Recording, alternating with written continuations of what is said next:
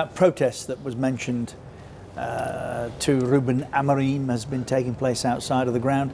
Manchester United fans, well, I mean, take your pick. What are they protesting about? On this occasion, I think it's prices.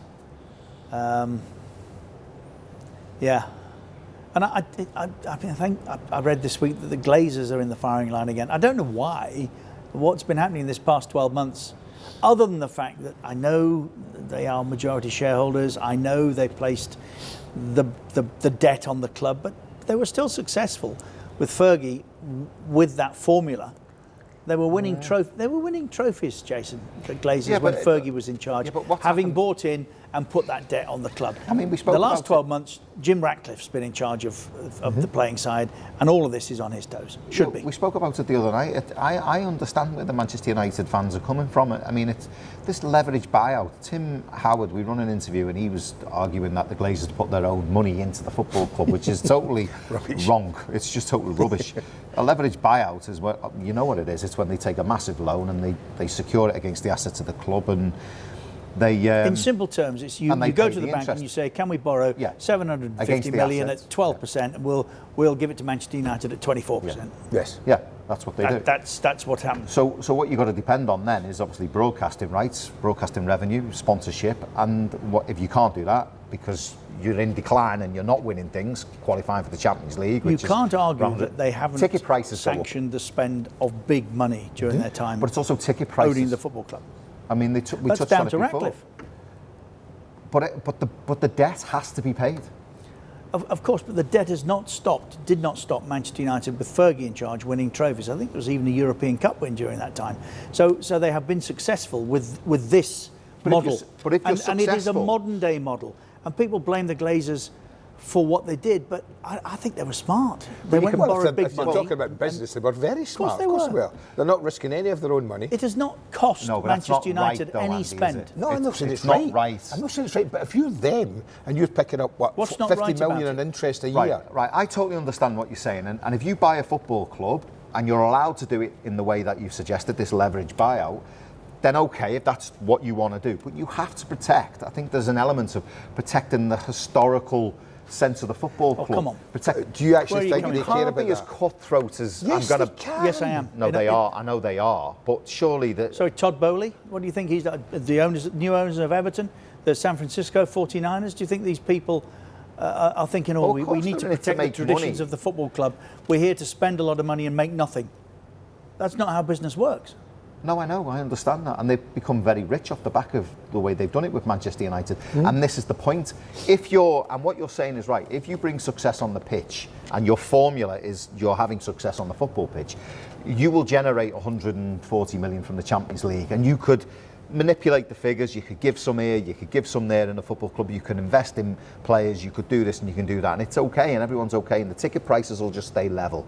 But if it doesn't work like that, which is like what Manchester United is happening, no European football, and other things are in decline, sponsorships in decline, I don't know what the TV revenue is, then you have to find it somewhere else. I don't know, off the top of my head, I reckon they've spent $1 billion since Fergie went. Ticket prices have gone up because of this.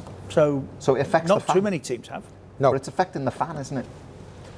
Well, yeah, of course it affects the fan in that respect, but that's what the problem is.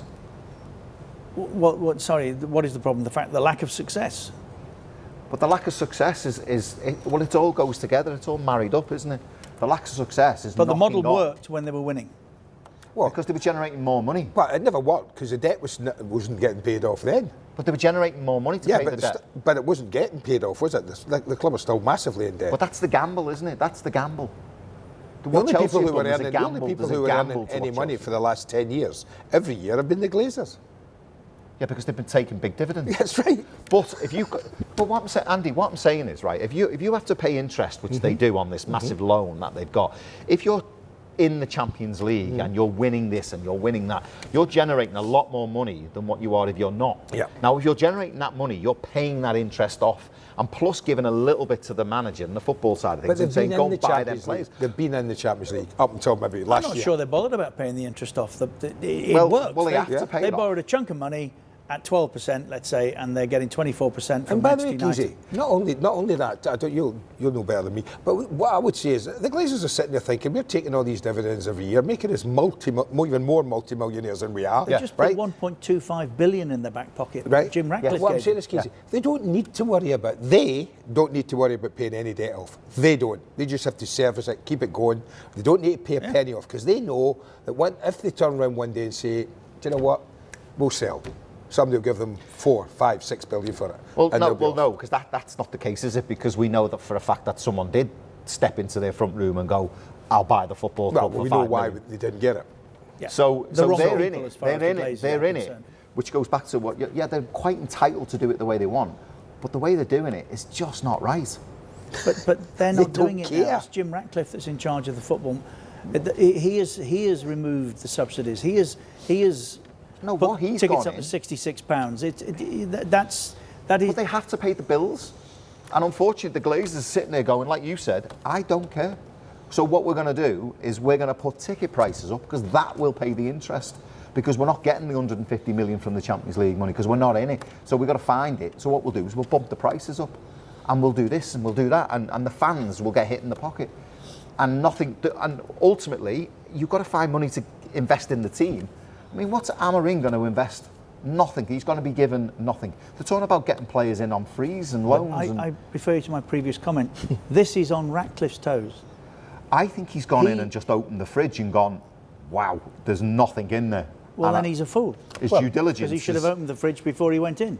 Yeah, I thought his due diligence would have spotted that. Well, I thought it would have done, yeah. But he's obviously, and the argument with him is, for me, is you're putting all these ticket prices up and you're claiming this and you're doing this, and people are being laid off at the football club.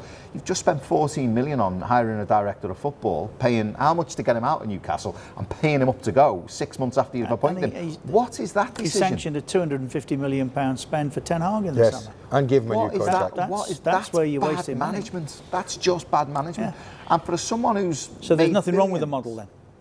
No, I'm saying everything's wrong with the model. That's what I'm saying.